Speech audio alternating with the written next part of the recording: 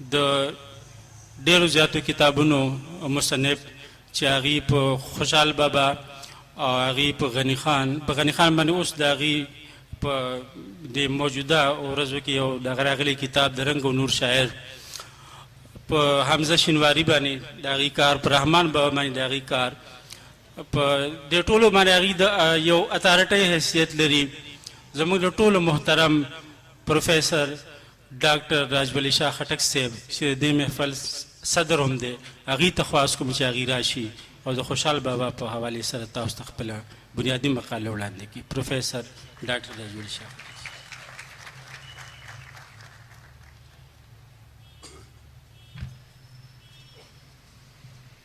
بسم اللہ الرحمن الرحیم.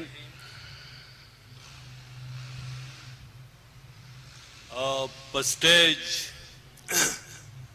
ناستو ډیرو درنو محترمو او ډیره زیاته محترمه پښتنو او اردودانو ورونو او خویندو ملګرو، تر ټولو وړاندې خو زه د پښتون تھنکرز فورم د ملګرو ډیره مننه کوم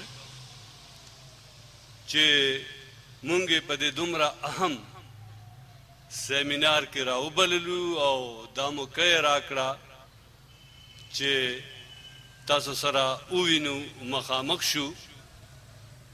د ریاض صاحب حکم وہ چې خبرې به په اردو کې،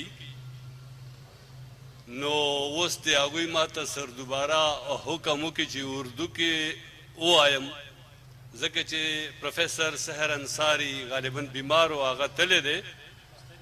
شته دی؟ ہاں. تو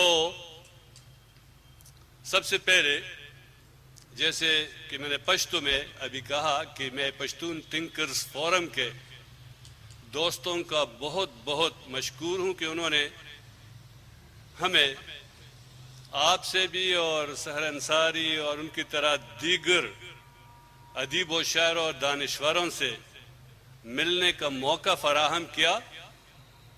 اس سے پہلے کہ میں اپنی بات جاری رکھوں، چونکہ سحر انصاری صاحب بیٹھے ہیں اور ان کے دیگر بھی ایسے ہو کہ اہل زبان ہوں گے، تو ان کو معلوم ہی ہے کہ پشتونوں کی اردو کس طرح ہوتی ہے یا ہوتا ہے. حالانکہ ہم خود سمجھتے ہیں جس طرح دبستان دہلی ہے، دبستان لکھنؤ، دبستان حیدرآباد اور دیگر ایسے مکاتب ہیں جو اپنا اپنا انداز اور طرز ہے ان کے اردو بولنے کا بھی اور لکھنے کا بھی، تو ہم بھی سمجھتے ہیں کہ ایک مکتب یا دبستان پشتون اردو کا بھی ہے.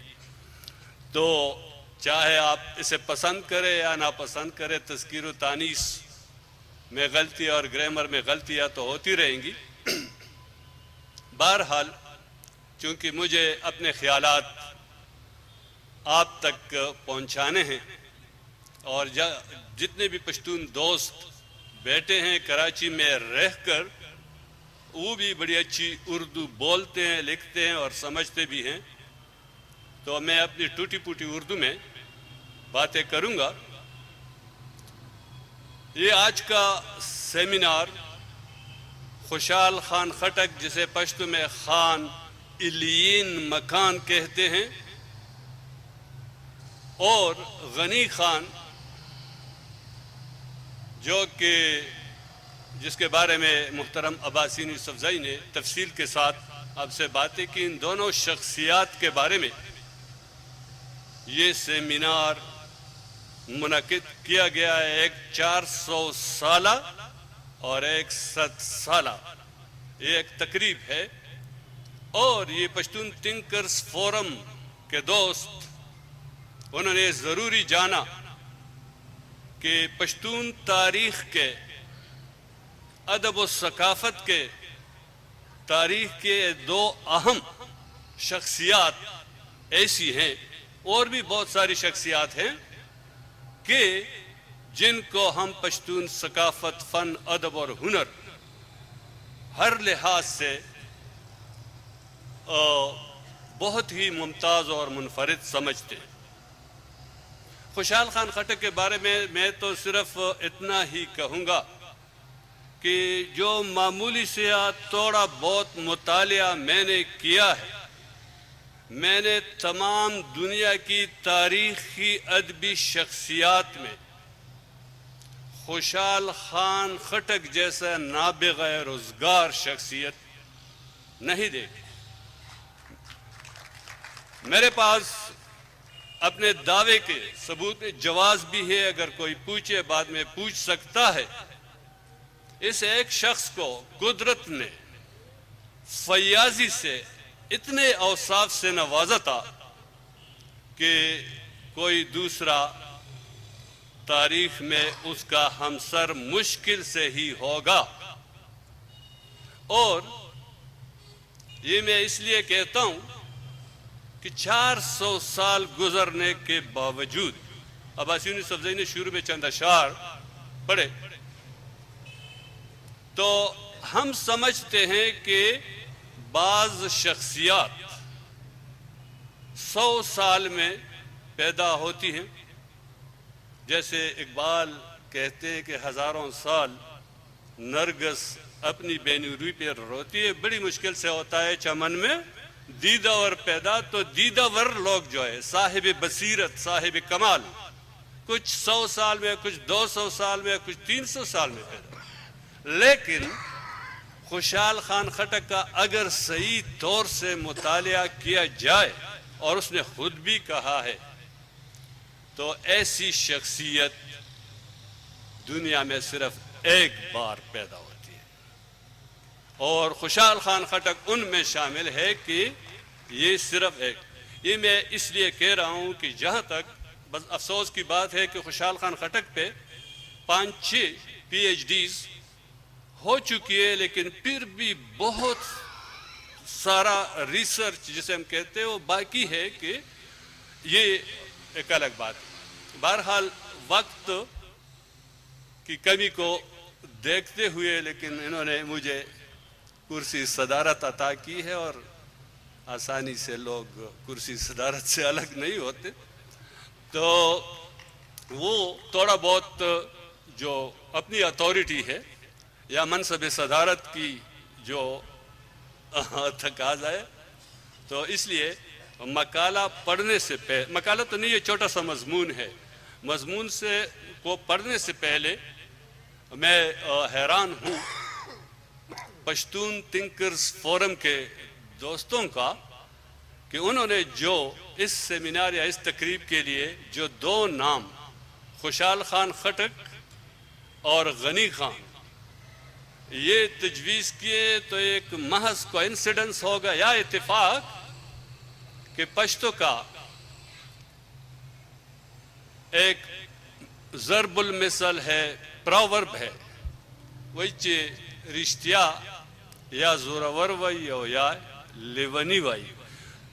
پشتو میں ضرب المثل کا ترجمہ یہ ہے کہ سچ یا بہت ہی طاقتور کہتا ہے اور یا پھر دیوانہ۔ تو ایک تو تھا بہت ہی طاقتور خوشحال خان خٹک، اور غنی خان بھی کم نہیں تھے طاقت میں اور جرت اظہار میں، لیکن اس نے اپنے آپ کے لیے کلمی نام دیوانہ، دیوانہ فلسفی رکھا تھا، اور وہ بے نیاز ہو کر سچ بولتا رہا بغیر کسی، جو بھی حالات ہو ملک میں، ڈکٹیٹرز آئے، مارشل لا آئے، جمہوریت آئے، حالات کس طرح بھی ہو، اس نے ہمیشہ دل کی بات جو اسے ٹھیک لگی سچ اس نے کہا ہے۔ تو یہ پشتو جو ضرب المثل ہے اس کے مطابق غنی خان کی شاعری پر، ان کے فکر و فلسفہ پہ، اس کے فن پہ، فن مجسمہ سازی اور فن مصوری اور ادب اور موسیقی پہ کم بولا گیا، شاید ان کے پاس وقت تھوڑا سا انہوں نے اس کا ذکر کیا۔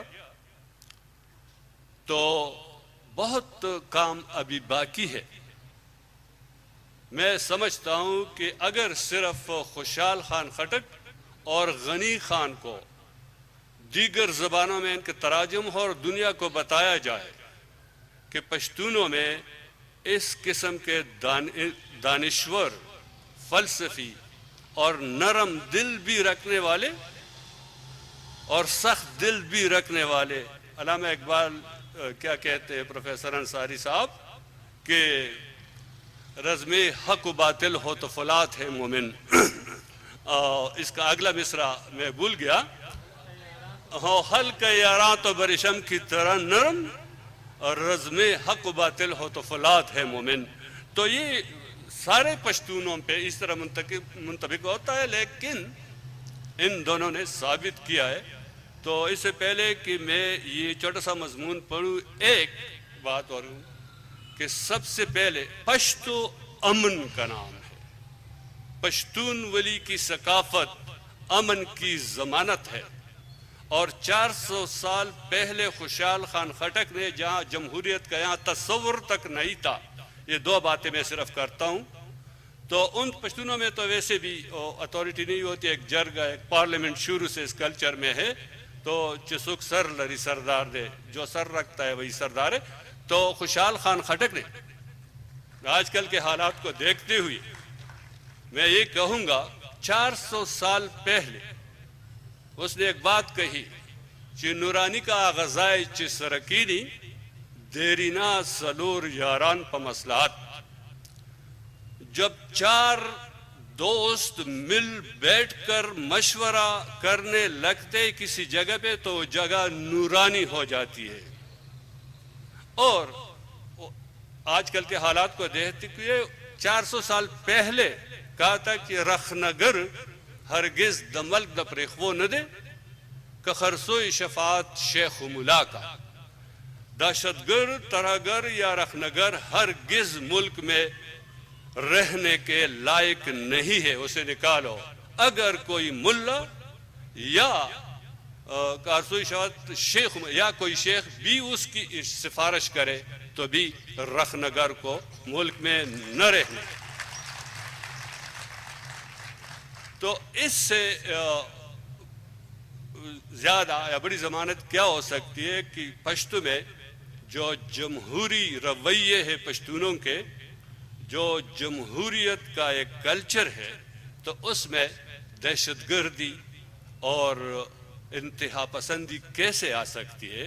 لیکن یہ تاریخ کا ایک جبر ہے جو ہم پہ مسلط کیا گیا ہے. میں سیاست کی طرف نہیں جانا چاہتا، صرف ایک بات آپ کے سامنے رکھتا ہوں کہ خوشحال خان خٹک وہ پولیٹیکل تھنکر ہے جنہوں نے سب سے پہلے نیشن سٹیٹ تھیوری پیش کی، لیکن آپ تک اس پہ کام نہیں ہو سکا. خوشحال خان خٹک وہ سیاسی فلسفی ہے جس نے زبان کی بنیاد پہ قومیت کا تصور پیش کیا. تو خوشحال خان سے کچھ عرصہ بعد انقلاب فرانس کے بعد یورپ میں نیشن سٹیٹ یا زبان کی بنیاد پہ قومیت کے جو تصور ہے اس پہ سٹیٹس بنائی گئی اور اس لیے وہ آگے گئے. خوشحال خان خٹک نے سائنس اور ٹیکنالوجی کے بارے میں کیا کہا ہے اس کا وقت نہیں ہے. لیونارڈو ڈا ونسی میں مانتا ہوں ایک جینیس تھے.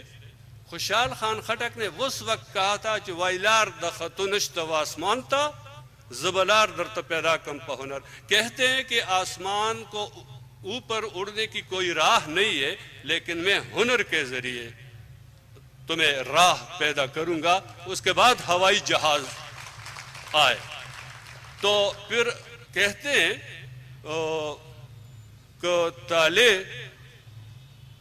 او ہنر دوارا کسب دوارا رہتا کہ دیزا خوشحال باپا کیونی سم ہنر. وہ کہتے ہیں اگر مجھے آپشن دیا جائے کہ قسمت خوش قسمتی لیتے ہو یا ہنر لیتے ہو تو میں خوشحال ہنر کو چوز کروں گا، ہنر کو لے لوں گا. تو پھر ایسے شخص کی جو افکار ہیں، اس کے جو فلسفہ فکر، اگر ہمیں موقع دیا جاتا کہ ان کے افکار کو اس کا مطالعہ کریں، اس پہ عمل کریں، لیکن انگریزوں نے ہمیں ایسا نہیں کرنے دیا، اور مغلوں نے بھی ہمیں ایسا نہیں کرنے دیا۔ وہ خوشحال خان خود کہتے ہیں کہ لا یو شور رازن لار نوی بلراشی مگر ز پیدا پورز د شور و شریم، ایک شور ابھی تما نہیں ہوتا کہ دوسرا آتا ہے، آ پہنچتا ہے، پیش آتا ہے۔ ایسا لگتا ہے جیسے میں شور و شر کے دن پیدا ہوا۔ تو یہ ہماری حالت ہے۔ دنیا کو چاہیے، دوسری زبانیں کے لوگوں کو چاہیے کہ آئیے پشتونوں کا مطالعہ کیجیے، پشتون ولی کا مطالعہ کیجیے۔ جو اخلاقی فلسفہ خیر و شر، نیک و بد کا جو اخلاقی فلسفہ پشتون ولی میں ہے تو وہ امن کی سب سے بڑی ضمانت ہے۔ لیکن ہم سے ثقافت چینا تو نہیں گیا کیونکہ وہ ہماری رگوں میں، لیکن کوشش کی جا رہی ہے کہ پشتونوں کے تشخص کو پائمال کیا جائے، دنیا کے سامنے ایک اور طرح پیش کیا جائے۔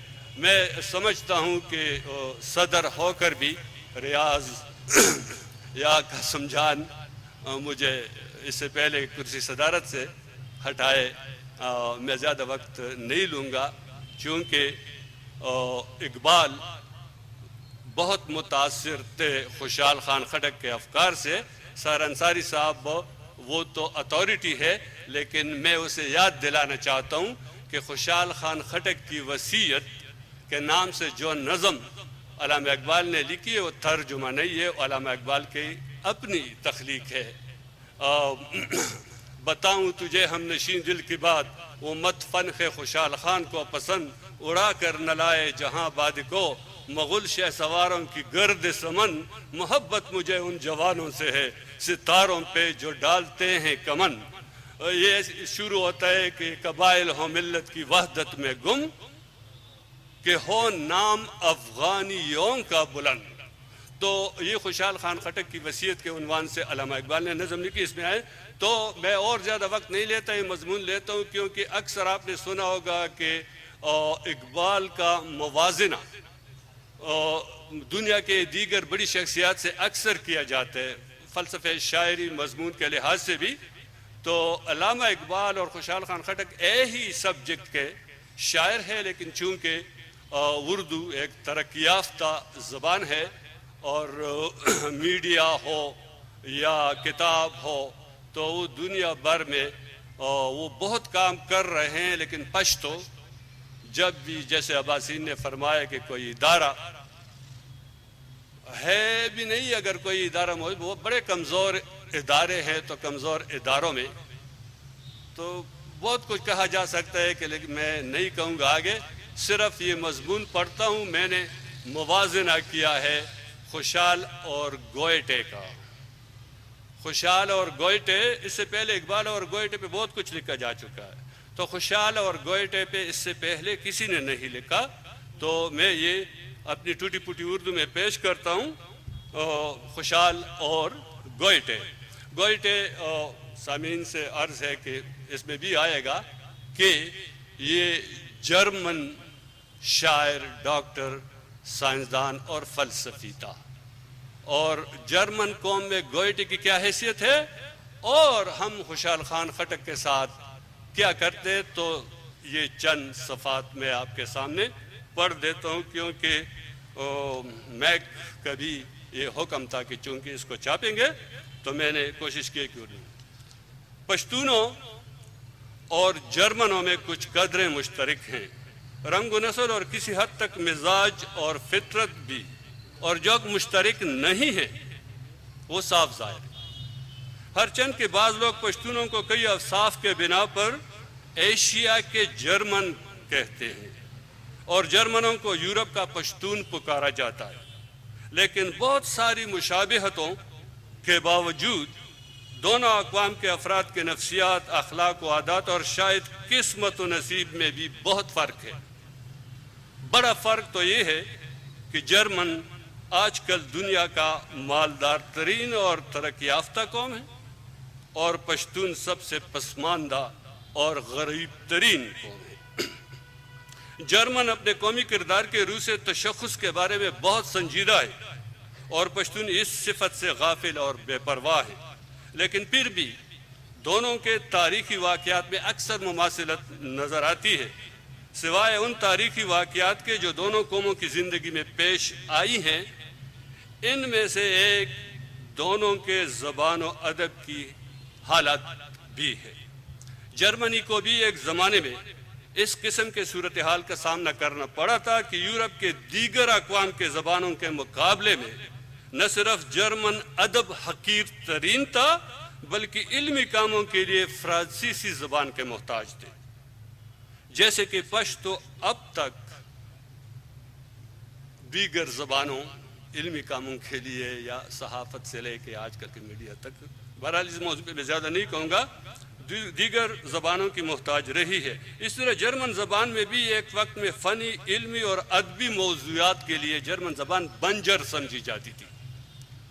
گوئٹے سے پہلے جرمن زبان میں کوئی خاص ادبی اور فنی روایات نیشت کے نہ ہونے کے برابر تھی جو زبان و ادب کی ارتقاء کے لیے بنیاد ہو سکتی تھی، بالکل اسی طرح جیسے کہ پشتو زبان خوشحال خان خٹک سے پہلے جس حالت میں تھی، اور خوشحال خان خٹک نے جو پشتو کے بارے میں کہا تھا کہ یو پہالو پمازی کی دا سے نو چخکارائے دا خبر و راتا خوان کرو، ترجمہ اس طرح ہے کہ حال اور ماضی میں کوئی ایک بھی ایسا نہ تھا جن کے اشعار مجھے مرغوب ہو سکے، اور یا نہ پخوا پکے کتاب نیا خطو دا خما پکے تصنیف کرل سو کتابا۔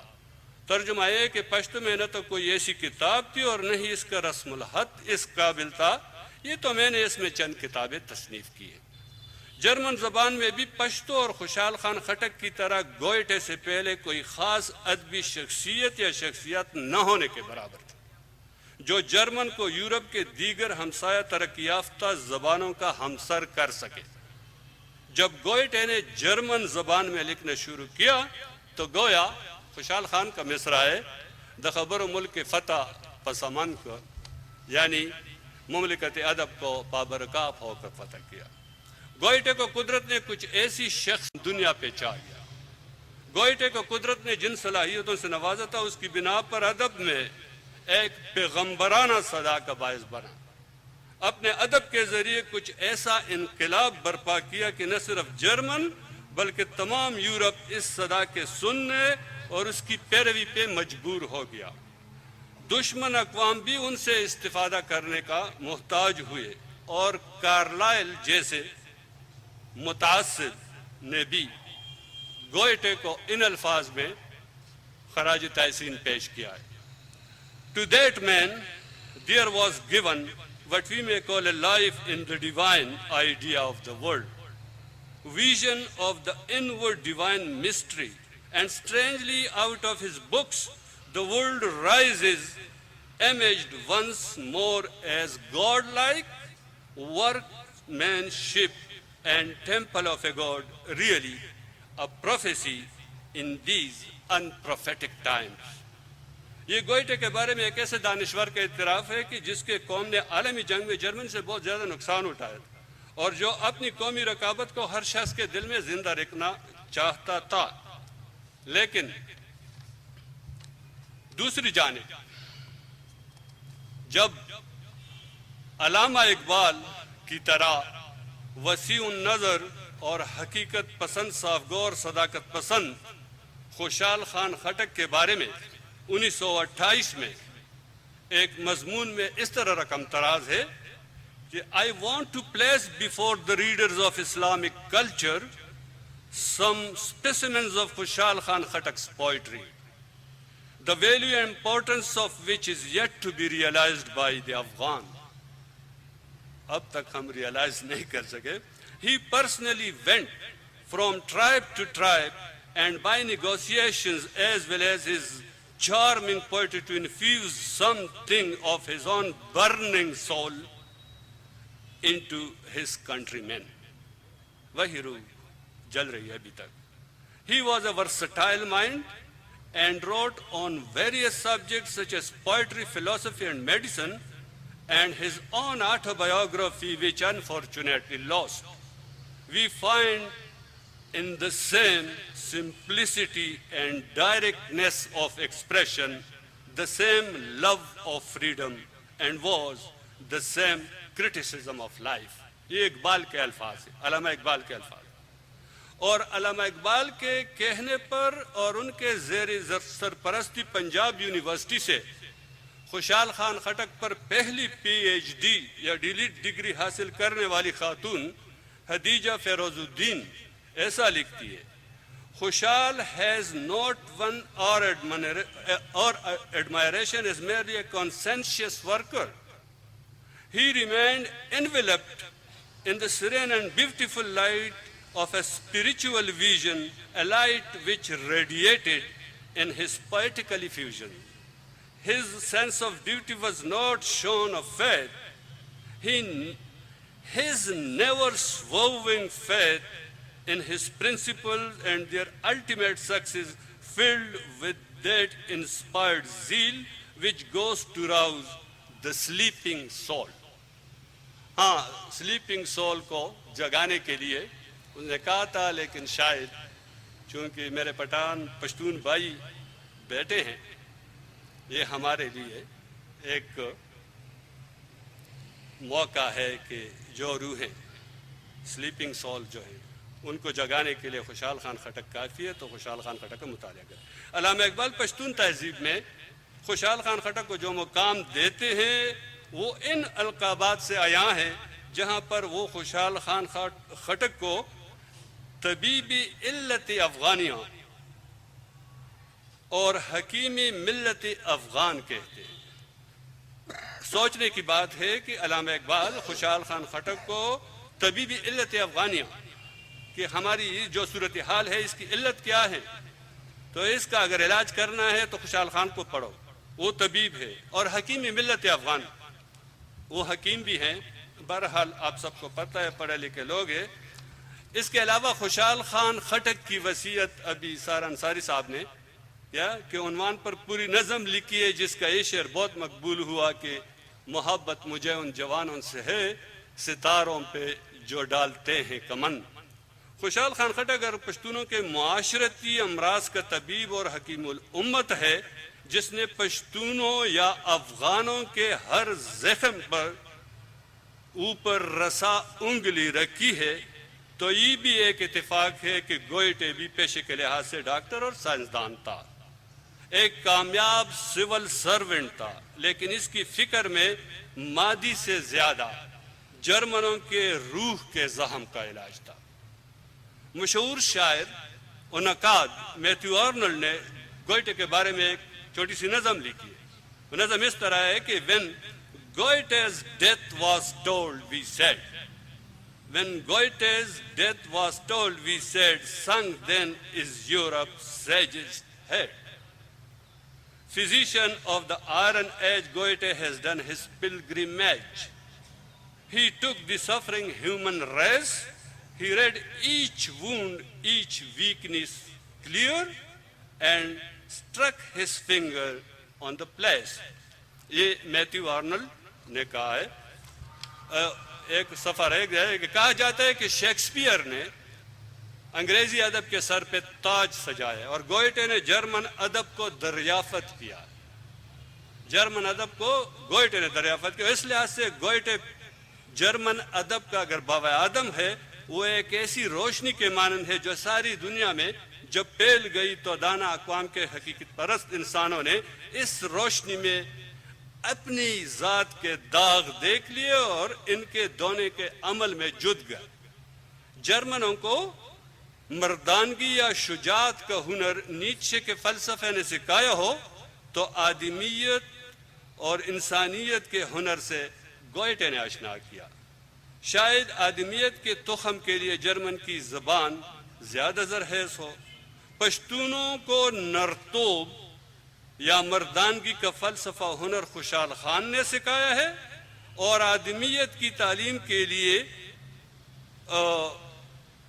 جو مربوط پشتون اخلاقی نظام وضع کیا ہے. لیکن کہا جاتا ہے کہ پشتونوں نے خوشحال خان سے نرتوب یا مردانگی تو سیکھی ہے. میں نہیں کہوں گا، لیکن بعض نقاد یہ کہتے ہیں کہ آدمیت کے بارے میں ابھی کچھ مشکل ہے۔ خوشحال خان خٹک اور گوئٹے دونوں اپنی اپنی قوموں کے تاریخ کے ایسے موڑ پہ پیدا ہوئے تھے جہاں زیست روزگار کی راہوں پر تاریکی چھائی ہوئی تھی۔ دونوں نے اپنے نادر روزگار فکر کی روشنی سے یہ راہیں منور کی ہیں، صاف کی ہیں اور ان پر قدم رکھنے کے قابل بنایا۔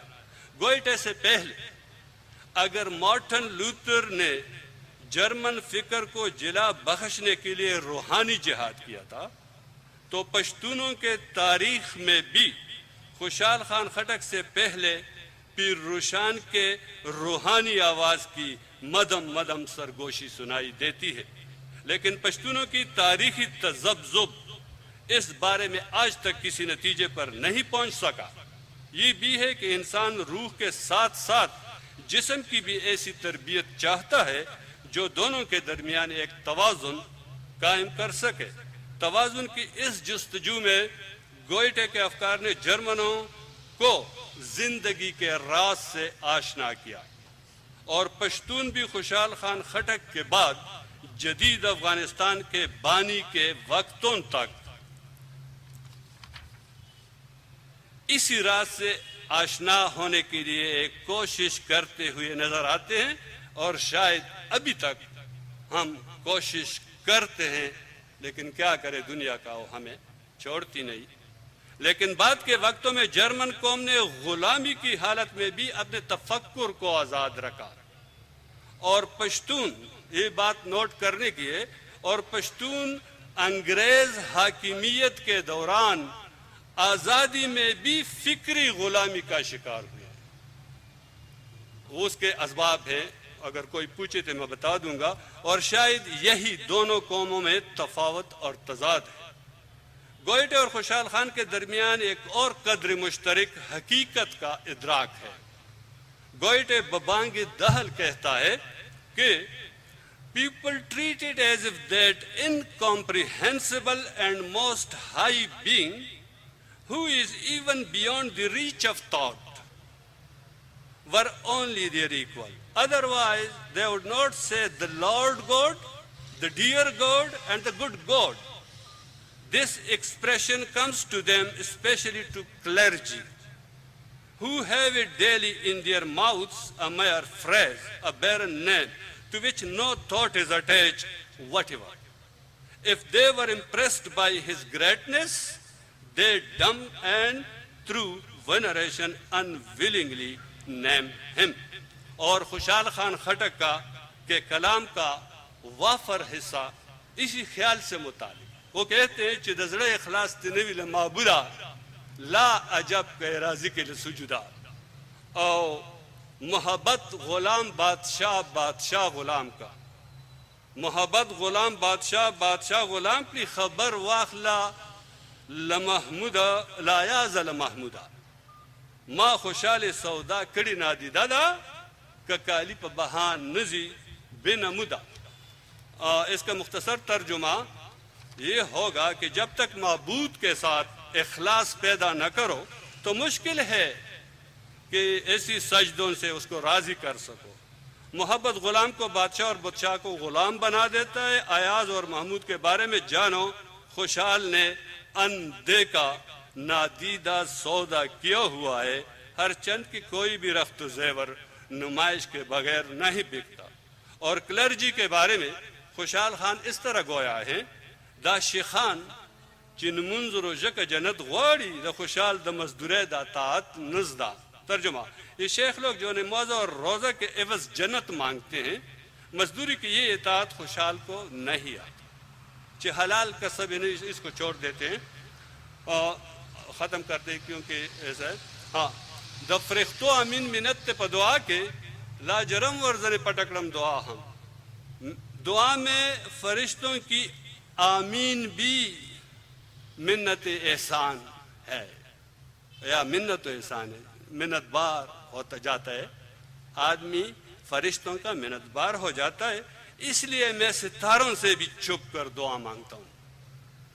اس معرفت کے سوا کہ مسجد گوری کا دیر وارا یو دے نشتا غیر یو میں بیامن پا ہر سکے چی میں وکڑو دزڑ سیر۔ ترجمہ، مسجد کو دیکھو یا دیر کو دیکھو، سب ایک ہی ہے، کوئی غیر نہیں۔ میں نے ہر شے میں ایک ہی کو پایا ہے جب میں نے اپنے دل کی سیر کی۔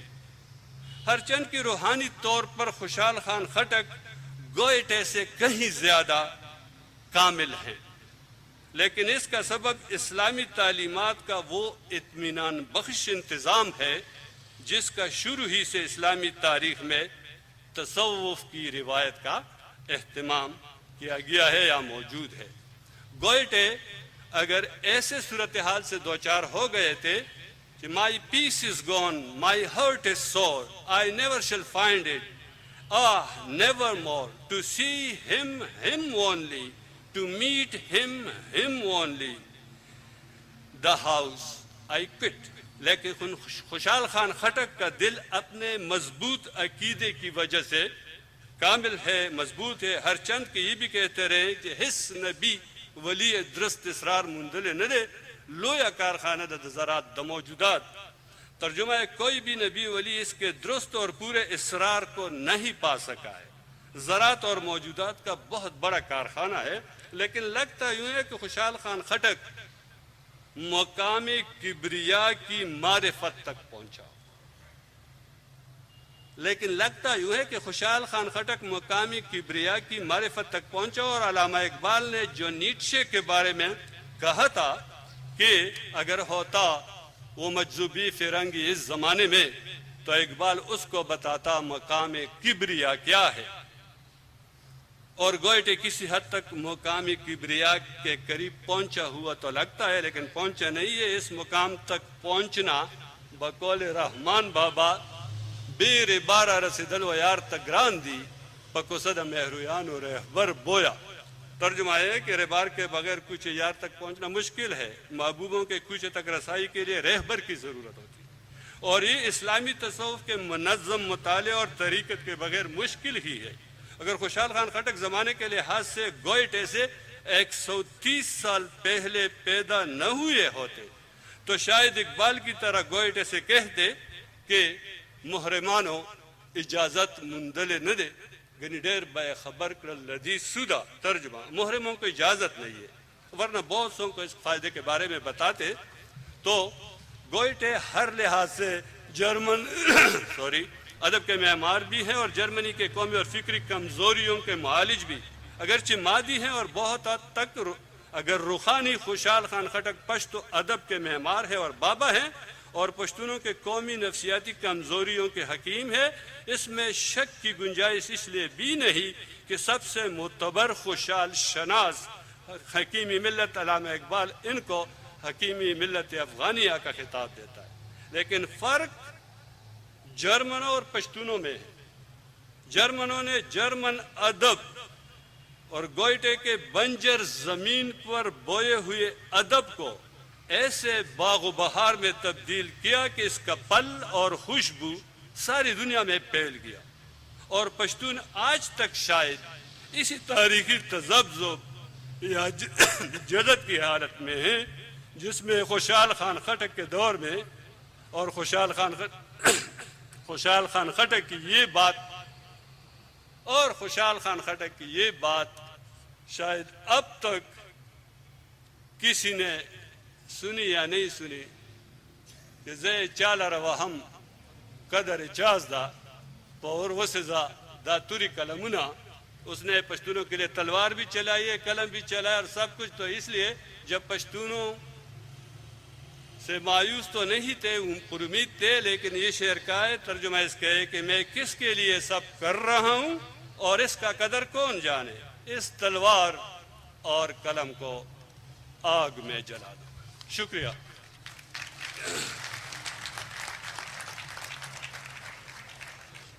بہت شکریہ ڈاکٹر صاحب، آپ نے ڈاکٹر صاحب کا علمی اور معلوماتی مقالہ خوشحال خان خٹک کے بارے میں سنا۔